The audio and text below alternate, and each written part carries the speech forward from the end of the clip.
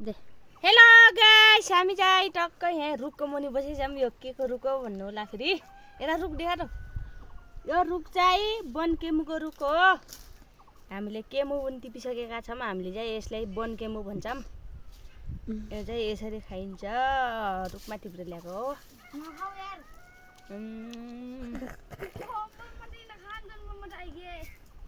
खाँदिन के हेर नखाऊ भनेको अनि साथीहरू यो चाहिँ चुत्रा आजभोलि चुत्राको सिजन चुत्रा काफल अनि यिनी बनकेमुहरूको सिजन छ त्यही भएर हामीले खादियौँ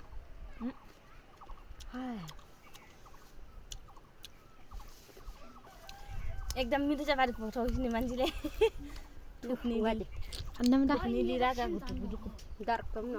लिउन कुरा थियो अनि हामी चाहिँ यसलाई बनकेमु भन्छौँ गाइस यी टक्क ल्याएर एकदमै मिठो हुन्छ अब यसलाई चाहिँ हामी बाँडेर खाने गर्छौँ ल उसैपुत्र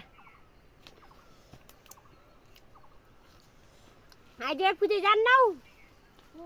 ल कुनै ल अनि फेरि यो फोटो खिच्ने चाहिँ यसले चाहिँ मैले चुट्रा खाएर खुब मुग्रस आएको थिएँ अहिले खाइली अनि यता फेरि कान्छी अनि पारे फेरि साबित्रा कान्छी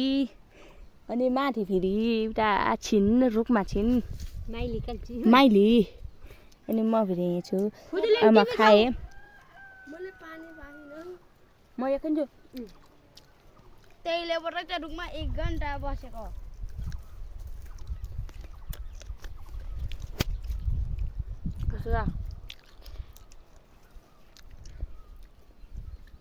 मिठो छ